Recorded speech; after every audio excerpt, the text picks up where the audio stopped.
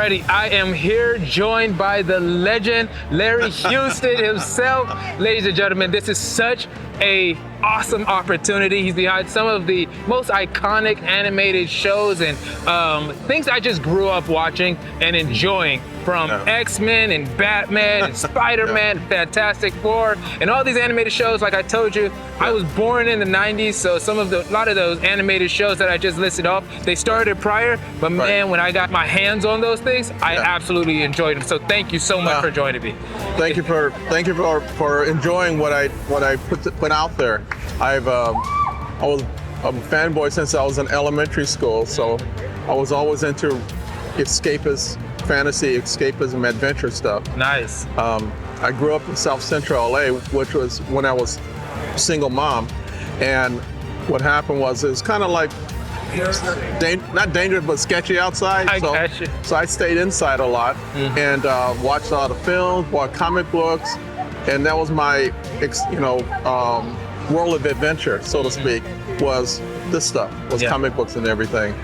And eventually, when I got to a point where I wanted to be a comic book artist, I found people or friends that were working at Hanna-Barbera, working at Disney, and back then employment was cyclical. So you get hired in January, they lay you off in September, hire in January, it was that kind of stuff. Gotcha, okay. When I found out when they were hiring, that's when I went down and took a test, got hired in animation, and I had a career of like 35 years of working in the business. Wow, it's amazing. So you, like I said, you've worked on some of my favorites.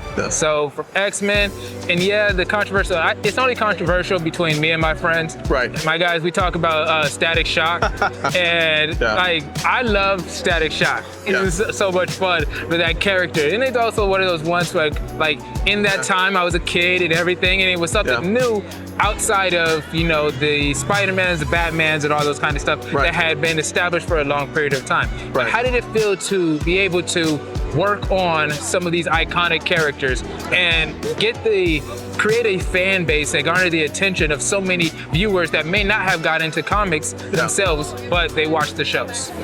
For me, it was a kid in the candy store, because I was a person that fanboy, go to comic book stores every Wednesday, pick up my new books and stuff.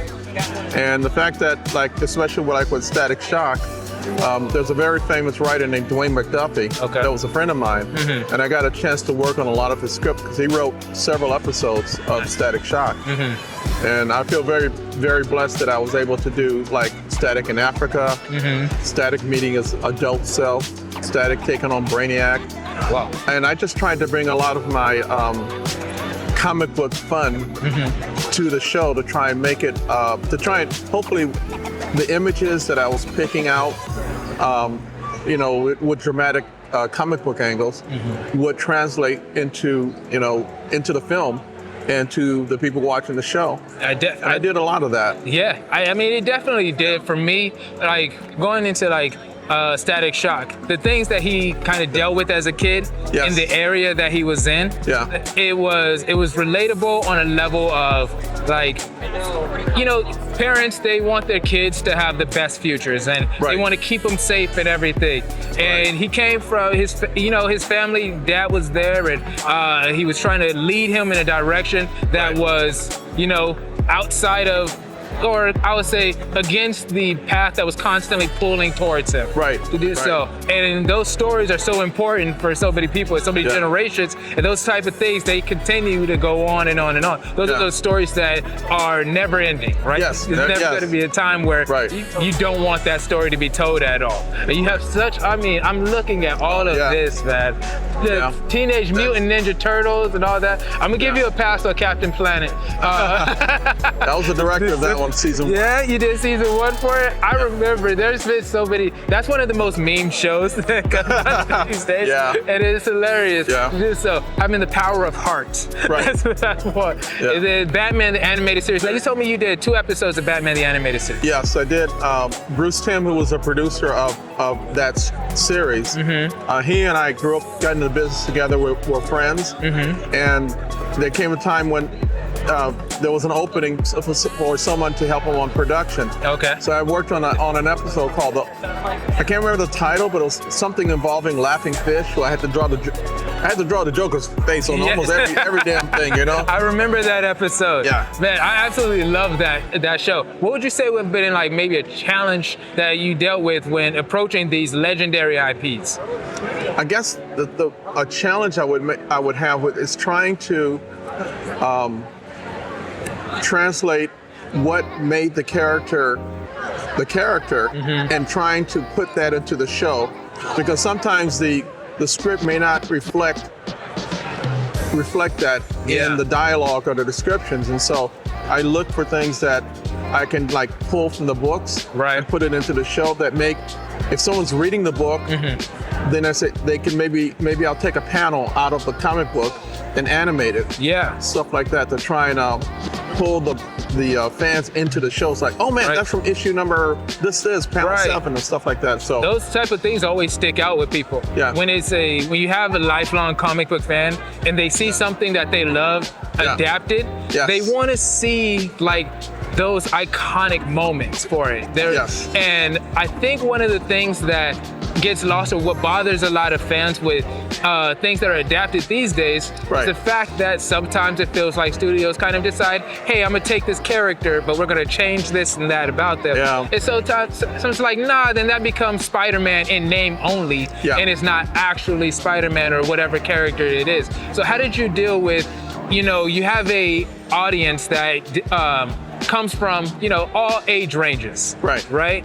But you're dealing with these IPs that are, a lot of times they deal with mature, or they have a level of intelligence that are required to kind of get those messagings across. So when you're adapting those to a animated or a cartoon, essentially, how do you stay true to the nature of that and feel like, hey, this is, even if a kid watches this, they're gonna enjoy it. But the adults are gonna enjoy it too.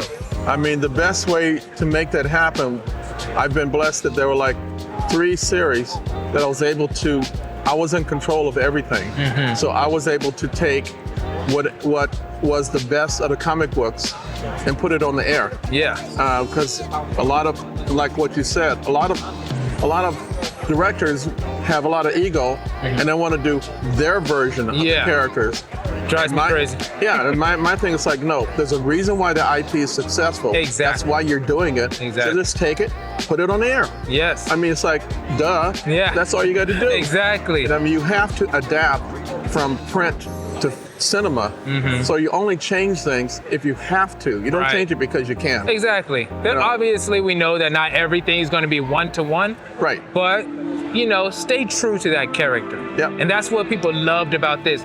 Teenage Mutant Ninja Turtles, all of them, they stayed true to those characters, and we love them. Well, thank you so much, Larry, for joining me. And taking out the time. Like I said, it's such an honor to have you here. I absolutely love it. Thank you so much. Oh, thank you for having me. I feel very blessed that in the 80s and 90s, I got a chance to work on almost all of the action adventure shows in those days. So I feel really blessed for that to happen in my life. And also, I feel very honored that now people can recognize what I did. It makes me feel good that people like what I did. I think when somebody comes out, or when a project comes out and it doesn't hit the way that people want it to, they always go back to what came before. And they gain a higher appreciation level for that project. And I think that's what we're seeing. I think that we're seeing a lot of that these days. With X-Men 97 coming out and all these other projects, I know I go back, I'm like, well, the new one wasn't as good. I'm gonna go back and watch the older stuff. And I love it. Well, thank you. Thank you guys so much for joining us. Be sure to stay tuned. We have so much more content coming from Los Angeles Comic Con. It's been such a blast. Thank you again. Y'all take care. Bye-bye.